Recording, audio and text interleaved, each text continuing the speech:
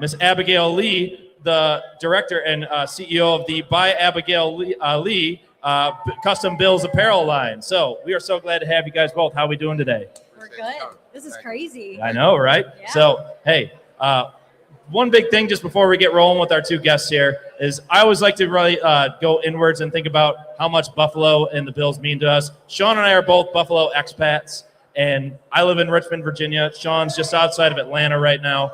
But as my wife knows, she's in the crowd right now, she knows that I wear this on my sleeve. It's a huge point of pride to me. It's to a point where I've got many Virginians now and those around us just being avid Bills and Sabres supporters now. So, again, being here is a big point of pride for me and being able to share this passion, as I know it is for Sean as well. Absolutely. And it also helps that Wegmans are kind of trickling down the East Coast as well, pumping some Bills gear. So we love to see it. Absolutely. So can't argue with that either. But anyway, to get things started with us, so we wanted to kind of just look back on this week's earlier rankings that ESPN wanted to show for the Bills' skill positions, just to kind of get right into the content side of things.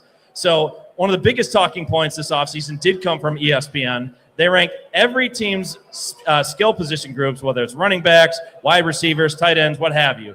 Bills came in at a not-so-generous 29th, fourth from the bottom. So, yeah. They did something to piss somebody off, clearly. Yeah, exactly. So pretty stunning ranking for a team led by former ranking MVP Josh Allen. So as Bills fans, again, we got to think about, is 29th really disrespectful? Is this all being held together by duct tape, glue, and paper clips with Josh Allen at the helm? Or is this really an honest assessment of the talent surrounding Josh? And another thing to think about here, are we simply overrating our own players just because we watch them every single week, week after week? Marcus, I want to start with you on that thought. Like, what are your thoughts on just the way the Bills are ranked right now, especially thinking back of your time playing here and what things are looking at today? Well, one of the things I like to say is it's a pleasure to be back. Yes. It's a pleasure to be a Back in the part town. of Bills Mafia. It's a pleasure to be a part of the Mafia Con. And just to make sure, you know where you're at, because I know where I'm at. I know one special thing about Bills fans, and we get excited. We got some of the best fans in the land. So let's get a round of applause for the Bills fans now. Let's Shout out go. to the Bills fans, man. Let's get excited for this podcast. It's the #1 podcast in the land. All right, so back to what you said, my brother. To be honest with you, I think the Bills have a great start coming into this season. Not so generous in the rankings. That's always the upfront situation when you talk about the Bills. This is a blue-collar situation. We're hard-working people here, hard-working team. And at the end of the day, we don't look for notoriety in the beginning. At the end of the season, we'll line up in the playoffs, and we'll show them what time it is. Absolutely. Fair. So feel free to Yeah, add to no, that, I was Sean. going to say, too, and that brings up kind of the second point as far as the team with Josh Allen being, a A1 quarterback in this league. We've seen Josh Allen time and time again kind of raise the level of the players around him, and it begs some questions. Is Josh become a victim of his own greatness at times? These national the analysts discount him a bit because he covers up for roster deficiencies, and a lot of times he goes off the field with the lead. How many times we've seen in the playoffs? So it kind of brings up a further point. I'd love for you both to chime in. Abigail, you as well. Has Brandon Beane, the GM, done enough?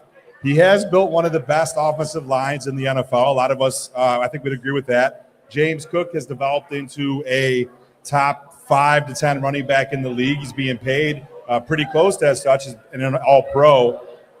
Dalton Kincaid obviously has a lot of upside, albeit he tends to be a little bit injury-prone. But Buffalo has been a playoff contender year in and year out. So how do you both see the Bills, I guess, going into this season? And do you think Brandon Beane has done enough from your perspectives? So start us off on that, Abigail. I think we're in a good spot. There's a lot to think about going into this season, obviously. I'm wondering if the hype from the new stadium is going to be beneficial to us or if it's going to kind of freak us out. I think we've got a good lineup, though. And just like you said, we're always going to be the underdog. They're never going to give us what they want in the beginning of the season, and then we just prove it every year. And I think that I'm having a really good feeling about this stadium, and I think that Josh is going to lead this team. I think everybody that Brandon has been bringing on, I think we've done enough. So now, honestly, we just got to wait and see what happens. Right. The house that Josh built. What do you think, Marcus? Well, this is chess, not checkers. And at the end of the day, they've done their job in terms of putting the pieces together. But it takes a family, it takes a community. And I think, like I said prior to, we have what we need here. Like she mentioned, we have the new stadium coming. So with a little more excitement from the fans, with a little more excitement from the community and podcasts like us to continue to spread the word across the country, I think we'll have the perfect recipe for exactly what we need here at Bills Mafia. Right. And to kind of add a little bit what you were saying there, Marcus. So again, it's a very much earned bit of respect that they need to get back, because Joe Brady, as much as it's been like kind of natural for him to have his progression upwards, he was an internal hire. I know there's a lot of criticism with that early on, but on paper, if you were seeing how that the Bills got an offensive-minded coach, I mean, a lot of people would be happy about that had you just erased the name on there. They have the offensive-minded coach. You can probably think that there's going to be some evolving done on the offense as well, with how maybe the wide receivers are going to be deployed. Maybe there going to be more passing done out of the running back room, of course. And I was on WGR's a moment ago with Derek Kramer on Sports Talk Saturday with him, and he had a caller. It was Rick in Denver, for those who are listening. He was not exactly the most upbeat soul of this, of course. So I think there's a lot of reason for optimism, of course, to look at. The defensive scheme is going to change. I mean, there's going to be a theme of more aggressiveness in that new 3-4 scheme, maybe just taking more chances as opposed to the previous bend but don't break mentality. I think just overall, with just the way things are going to be going, especially for the defense, I'm a little bit more optimistic about that being like the bigger change that will be the thing that gets them over the hump finally. Sure. And I want to do one more question as it relates to Josh specifically for all of you, if you want to kind of jump in. So I think it's fair to say, Josh is a unicorn. He's a massive man blessed with incredible athleticism. But he's entering his year 30 season, his age 30 season. So you have to think at some point he's going to start to lose a little bit of juice in his legs. He could probably play till 40 or longer and being a pocket passer, similar to the way we saw Tom Brady do it for a long time at a high level. But are the Bills doing enough to maximize that championship window, I guess, is the question that I will pose, where he still can be a dual threat for a couple more years, when you can't just take away, you still got to account for his legs and being able to pick up first downs, get touchdowns with the tush push. How do you guys see? Wouldn't it be criminal, in just my opinion? Oh, we got a quick update. TJ Parker is currently entering the lobby to sign with TSA at MAFIA-Con. So go get those autographed tickets, folks. He is here. Go get those autographed tickets. I guess just to kind of wrap up my long-winded point, are the Bills doing enough to surround the greatness that Josh Allen has put on display for nearly a decade career? Because I would be really upset, not only myself and I know the fan base, but for Josh himself if he were to never get a ring. Start us off, Abigail. It's such a loaded question. I mean, I don't know. I mean, I'm hoping with what they've done this year that this is we got to do this in the next year or two, honestly. And Josh is turning 30. The juice will never run out. That's what I'm going to say with Josh. He's going to be he's going to be able to do it for a while, but I'm really hoping that we're going to be able to pull it together, and we need to literally like this. I know we say it every year. This is our year. This is our year. It's got to be now, we absolutely have to do this now, because after this, if not now, then when? When, exactly. So I think this is year 30. Josh, we've got it. The right people. New dad energy? Yes. Yeah. So it's all we'll see. Oh, I'm nervous, man. Marcus, what do you think? Well, kind of, if you know back to our other podcast with Boston Mike, we kind of talked about this before in terms of Josh having those pieces and it being the time being now, right? That was last year's on one of our episodes that we previously discussed. So to bring that here today, I would say since then, the Bills have put certain pieces into play to kind of take hold of that mission. Like I said, prior to this conversation, the things going around in the community, everything going on with those pieces put in place, Josh is the guy. He's the guy for the job. I would compare him similar to a young Tom Brady in terms of preparation, in terms of sealing the deal for the game, right? So if we get behind Josh 100%, I think he has what it takes to be successful and bring that Super Bowl here. Hey, Absolutely. we can only hope so on that. So I want to get a little bit more into our guest we have here, starting us off here with, again, former Georgia Bulldog, as he was affectionately known as the hybrid back in his playing days. So Mr. Marcus Dowden. So, Sean, I want you to go into a little bit of an origin story about how the two of you first met. Yeah, so we talked a little bit about it last year. Marcus was really the facilitator of everything. He could probably tell you where we ended up meeting, but I believe there's TJ Parker, by the way. Make sure to give him a warm welcome, Bills Mafia. Love it. Love to see it. But yeah, Marcus, we had met down on Chippewa when Chippewa was still a thing. Right. I hear it's not quite as busy anymore. But we ended up meeting at a bar. We were the only two people in that bar, I think, beside the bartenders that night. Right. And he ended up, I offered to buy Marcus a shot. He reciprocated. And then we ended up just becoming good friends. I mean, not necessarily traveled the world, but I traveled with him to his house for one. I can think of sometimes getting unofficial or official massages from the team-issued masseuse. That's a benefit of being Marcus's friend, I will say. He was always nice enough to make sure that I get one too. We went to Toronto when he went to the Argos. We went to Tampa, where you were able to try out for the Arena Football League later in your career. But we're really doing a lot together, and I want to get into what you and what we have going on post your career. But I know that the fans and people listening would really love to hear about some of the great memories that you had and some stories. I know I can think of Big Homie, Marcel Darius, probably got some good stories about him to tell about. But tell everybody listening what it was like to play for the Bills, how it was different compared to other stops in your career, and what made it special for you, and any other cool stories you want to share, feel free. Well, once again, I'd like to thank the Bills Mafia for always accepting me. When I first came here with Mike Pettin and the entire, other Jets coaches that ended coming up here, we were able to start something new in Buffalo, kind of bring that Rex Ryan defense mentality to Buffalo Bills and kind of show them the way that the other teams did it in New York. We were able to do those things, and during the course of the time, I had a chance to experience the community. I had a chance to meet the people, meet the fans, enjoy the youth, and that's what brought me along this journey with one of my best friends, Shawnee V. I like to call him Shawnee V. Hey, the best ones do.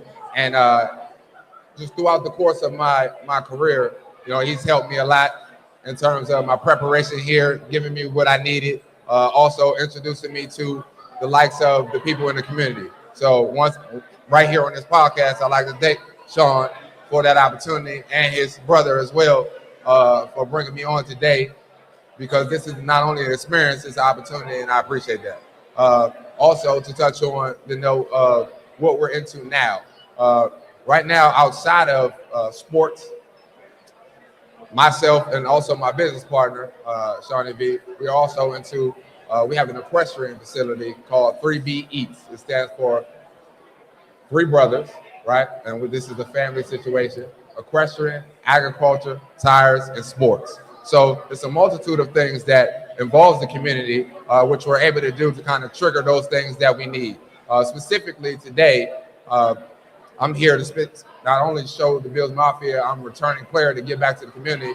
I've also set up outside a stand for people to experience the agriculture side of 3B Eats that me and Sean actually partner in outside of the equestrian piece on the 25-acre facility. So we'll have fresh fruits outside. Right after this, fresh watermelons, red, orange, yellow, all seeded for the people, for them to get a chance to experience some fresh farm food, as well as look at some of our information on the website, dtech-services.com.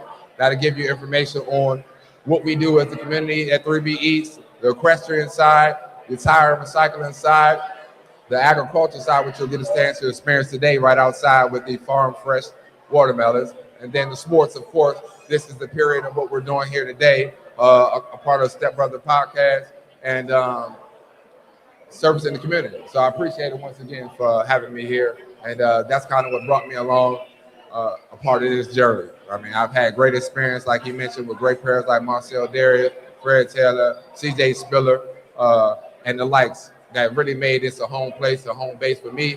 And as you see, the brothers continue to make it a home place for me as well. Yeah, we're glad to have you on always, Marcus. So, Sean, I know you and Abigail had a connection in the last couple of years. I wanted to give you guys an opportunity to hype up her brand here. Yeah, absolutely. Got to hype up Abigail's gear. So I don't know if it was my mother or somebody had put me onto your gear on Instagram. So I've been a follower and a supporter for a while. And I don't know what, you know what it was, is you had the co-op space. Yes. Which I guess you're no longer going to be at. Is that true? Well, so this is going to be our last month. I'm in a women's owned collective called She Gathers in North Tonawanda, but this is our last month because we have, and I haven't really told anybody yet, but breaking news. I can't say everything yet, but we have something really, really exciting coming. So that's why we're moving out of our spot, because we might have something bigger and better coming. We definitely do. Yeah. Definitely do. More exciting than being in all the top stores in town? No, that is the biggest and greatest accomplishment of my life. So, nationwide. Yes, yeah. Love it. Well, so anyway, so She Gathers, funny enough, I think I had told you this before when we first connected. My mother, Sandra, over there, she did some of the flowers, decorations. Yes. Oh my gosh, gorgeous. Yes. Yeah. So she did that. So that's what that really, then I really wanted to be like on your radar and learn about everything you're doing. So we have a couple like business things. We're going to have some meetings, hopefully in the next like day or so while we're in town, to just help you continue to kind of further push. Because I'll be honest, one of the misconceptions that I had about what you were going on is I thought it was all for the women's clothing. Yeah. And I guess that's incorrect. So tell us a little bit about what you're looking to do to expand also into the men's side as well. Yeah, so primarily, yes, we've always been focused as more of women's side of clothing. I started by Abigail Lee back in 2017. It used to be formerly Bleached by Abigail Lee, so everyone usually sees me and goes, "Bleached, hi," and I'm like, "Yes, I'm still bleached." So I started back in 2017. I was just looking for Bill's clothes that weren't just run of the mill, and I was like, okay, well, this shirt from this NFL shop. Well, what if I cut it here and I put a little bling here, or I added tags and hangers and stuff on it? So I just started creating one-of-one pieces, and then obviously started getting into bleaching these pieces, and from there it absolutely took off. So in the last couple of years, yes, we have been focusing on women's boutique, which I am in the running. If anybody has their phone, or just come see me at my booth later, we are in the running for women's boutique for Best of 716. So if you can come see me and vote for me, I will literally kiss you on the forehead. You got my vote. Yeah, okay. But other than that, we are focusing a lot more on men's gear because, women can love sports too. That's my biggest thing. I'm my own model, but there's a lot of guys in the community who, like you, they're like, okay, what more? I want something from you. So this year we're really going to be focusing on a lot more men's gear. We have the unisex gear, but we're going to do all around everything this year. I know there's at least, probably three. There's at least two models that would like to get in some gear. And Perfect. Yeah, I mean, sure. Marcus is a little more cut up than I am, but I'm trying to be like you, trying to be. Yeah. well, fantastic. So, and actually, this is probably as good a time as ever to make a couple announcements. We're hoping, if everything comes together, that we'll be able to help you sell your gear online through some additional programming that we're looking to do. Probably safe to announce now that we're going to be rolling out a sports memorabilia and card show that's projected to be on Wednesday nights on a couple different platforms, and we're going to hope to promote your stuff, as well as what Marcus has going on with 3B Eats. Absolutely. So it's all about this community. Everybody in Buffalo and elsewhere, everybody's, even if they've moved on to different markets, we all have common goals and want to support Buffalo, and it's nice that all of us are kind of in that together. That's what it's all about. Absolutely. Now, I know, Marcus, I wanted to ask you this. You were going to tell a story potentially about Marcel Darius' Batcave. Are you able to share that? I think it's too I'm good sure to you got not a little share. bit of entertainment value with that one as well. So. Right. Okay, so Marcel, don't get mad at me for telling you. I don't know if you still got this spot, but I'm gonna have to tell this story. So Buffalo is a great place, right? Real estate wise. As a player, you kind of get a chance to see Buffalo's real estate in an exclusive level, right? So that's also something at 3B East that we also do in terms of real estate. Well, here in Buffalo, they have, I call it a bat cave. So there's a piece of property downtown in Buffalo. I won't give the specific street, right? But this happens to be where my good friend and teammate where we were playing here, Marcel Darius, defensive tackle here, he specifically had this, I call it the bat cave, where you could pull up somewhere here in Buffalo downtown and the side of the wall opens up, the brick, right? The brick opens up into a bottom warehouse.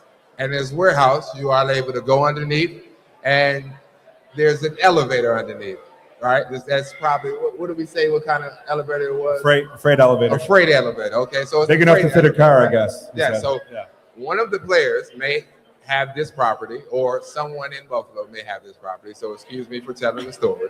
Well, this freight elevator and this parking garage is exclusively to the property, right? So no one can enter or exit without the permission of the owner, right? So Marcel Darius, we would pull up. I felt like Robin because he was Batman, right? And we would pull into downtown Buffalo. The building would open up. We would enter the freight elevator and go up about 3 or 4 floors. And he had the entire top floor decked out to the T of Buffalo gear. I mean, of course, a player's lounge experience. So that was a great experience that I had in Buffalo. That was also a little story I had of a piece of real estate that they had there. I wish I could purchase the real estate now myself. If you don't have that property, give me a hit. I need that. And any of the players who don't have it or has it, we might be able to negotiate. So that's one of the stories. I will say this. I had a lot of fun in like my 20s and like early 30s, but like hanging out with you and the big homie, as we call Marcel, right, amongst the funnest times of my life. Because, I mean, to be honest, I got lucky because I don't think neither one of you guys, the camaraderie with the team wasn't like it is now. No. You guys kind of stuck to yourself, and I mean, not everybody loves the fanfare. Obviously, now it's just a little bit different being at MAFIA Con, but I think when you guys were playing, you were very just kind of like to yourself, and that's completely fine. Everybody's different in that regard, right. But I got to be on the inside with you guys. A lot of DDing. Sometimes when I probably shouldn't have been, but we made it out alive, right. And we had a blast. Right. So it was cool to be like your guys +1 a lot. Right. So, well, man, I have 2 brothers. That's what 3B Eats is about. An older brother named Justin Doughton, a younger brother named Jamal Doughton, and like you guys are brothers as well. So like I mentioned, it's a family experience, and being away from my brothers and being here in Buffalo, coming from, like I said, the Jets, it was kind of, a new experience. Definitely, I'm from Washington, D.C., so it was different from where I'm from. So I had to get used to it. But meeting you and the friends that you introduced me to, that you grew up with in high school. The Linwood Lab Boys. Yes, sir. I have that on here. Right. Bring that up. So having that opportunity was a great experience. And like I said, I couldn't thank you more for it. I couldn't thank your brother for it. Of course. For it. Just you brought me in as a family member, and I appreciate that. And you'll always be a good friend with you. We got businesses outside of this, from the horses. We deal with thoroughbred horses. Like I said, we got the agriculture thing going on. So there's a lot of things that we'll be continuing to build. And we're also getting into the NIL space and the sports side of things, myself and the brothers as well. So we have a lot coming in the near future, not only just this podcast, sports podcast, with Boston Mike as well. So we have a lot of things going on. And I think for the fans, Buffalo fans this season, get excited about not only Mr. Josh himself, get excited about this podcast, get excited about what we're bringing to the table, because it's going to be a journey. Just stick with us. Hell yeah, Marcus. We appreciate that. So as we're wrapping things up here in the last few moments, so I want to give a big thanks to Abigail Lee with her awesome clothing brand. Thank you. And Mr. Marcus Doughton, the hybrid, excuse me. But Yes, at the sir. same time, a couple things that we have down the pipeline for us here next week, as a little bit of a training camp hype for us. Mr. Sal Majorana is going to be joining us on our show. We're going to give him some ripping about the Yankees. Yeah, he might have a thing or two to say about them. And maybe not so happy about how the Red Sox are doing either. But still, we're looking forward to having Sal Majorana on of the Rochester Democrat and Chronicle next week. And a little bit later in August, I had a chance encounter of meeting a former NHL player, Mr. Shane Prince, out of Webster, New York. Had some time in the NHL playing for the Ottawa Senators, New York Islanders, and even had a little stint in the KHL. We're looking to really look forward to his perspective on the league as well. We also had an awesome opportunity for somebody presented right up there in the front row, Mr. Daryl Russell, the International Fan of the Year. Give him a nice round Give him a of big applause. shout out. Yes, sir. We able to- appreciate you. We were able to meet Daryl at the NFL draft in Pittsburgh this year. It was a hell of a time. Got to meet him in the draft theater. Able to make that great connection. We're looking forward to having Daryl on as well soon, too, to get his takes on the team going into this year. So, Shawnee V, any parting thoughts before we wrap things up? Yeah, I got two other ones that are coming down the pike here. Hopefully, we'll be having our first WNBA player on and our first MLB player on as well. So the Stepbrothers are always trying to diversify. We're not just Bills and Sabres. We've had guests of, really other markets too, and other competing teams. So we're going to continue to kind of bridge the gap, obviously with the coverage here being our primary focus, but also, as Chris likes to say, we try to give an alternate opinion and an objective opinion outside of Western New York as well. So I think it's fair and balanced. Hard to keep the bias out of it, but at the same time. So got to get the outside perspective too. So any last thing real quick from Abigail and Marcus, any closing thoughts as for MAFIA-Con or the Bills going into this season? All I gotta say is go Bills. Love it. Marcus? Once again, Bills, it's a pleasure being here. I appreciate you guys for the time. Let's go, Bills. Let's go, Buffalo. That's all, folks. Thanks for tuning in, and let's go, Buffalo. Let's go, Buffalo.